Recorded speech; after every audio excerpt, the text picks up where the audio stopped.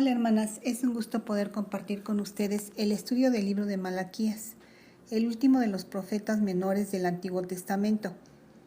Malaquías fue escrito probablemente durante el regreso de Nehemías a Persia, entre el 433 y 424 a.C. Su nombre quiere decir el mensajero de Jehová. La tradición judía identifica a Malaquías como miembro de la gran sinagoga que recolectó y preservó las escrituras. El segundo templo ya se había terminado de construir en el 516 a.C. y ya habían pasado muchos años de su regreso, así que los sacerdotes se fueron corrompiendo cada vez más. Habían sido curados de la idolatría en el cautiverio, pero eran indiferentes en su adoración a Dios, y los sacrificios no cumplían con las condiciones que Dios les había pedido. El divorcio era muy común y los matrimonios mixtos con otras naciones, desviándose en la adoración a otros dioses.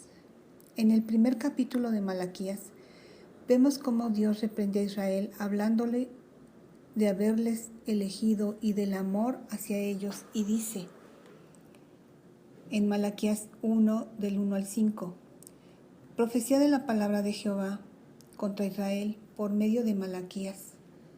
Yo os he amado, dice Jehová, y dijisteis, ¿en qué nos amaste? ¿No era Esaú hermano de Jacob? Dice Jehová, y amé a Jacob, y a Esaú aborrecí, y convertí sus montes en desolación, y abandoné su heredad para los chacales del desierto. Cuando Edom dijere, nos hemos empobrecido, pero volveremos a edificar lo arruinado, así ha dicho Jehová de los ejércitos, ellos se edificarán, y yo los destruiré, y los llamarán territorios de impiedad, y pueblo contra el cual Jehová está indignado para siempre. Y vuestros ojos lo verán y diréis, sea Jehová engrandecido más allá de los límites de Israel. La enseñanza de esta porción es la fidelidad, el amor de Dios hacia Israel y la falta de reconocimiento de ellos, llevando una vida llena de rituales vacíos. En el versículo 6 nos dice, el Hijo honra al Padre y el siervo a su Señor. Si pues soy yo Padre, ¿dónde está mi honra? Y si soy Señor, ¿dónde está mi temor? Los sacerdotes, siendo el ejemplo para el pueblo, estaban endurecidos por el pecado y cínicamente menospreciaban a Dios. Hermanas, tan solo en estos versículos nos damos cuenta que la iglesia de hoy, nosotros, podemos estar en la misma posición viviendo religiosamente sin reconocer la responsabilidad que tenemos delante de Dios de honrarlo a cada instante en la obra que Dios sigue realizando en nuestras vidas. Aquí Dios demanda que si nuestro Padre debemos honrarlo como a un Padre, teniendo una vida de obediencia y compartiendo su palabra. Y si es nuestro Señor, teniendo temor de ofender su santidad a través del pecado. Las palabras tiernas de nuestro Dios hacia Israel las podemos aplicar a nosotros. Dios nos ha escogido y nos ha guardado, y su fidelidad, su gracia, su misericordia es permanente. Así que reflexionemos en nuestro corazón cómo es nuestra comunión con Dios.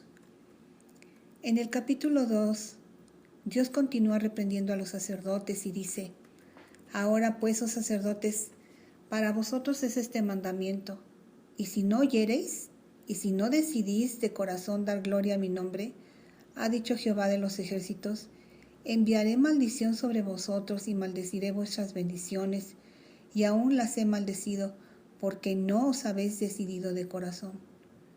Dios en Deuteronomio 28 les habló de la bendición a la obediencia y la maldición por la desobediencia.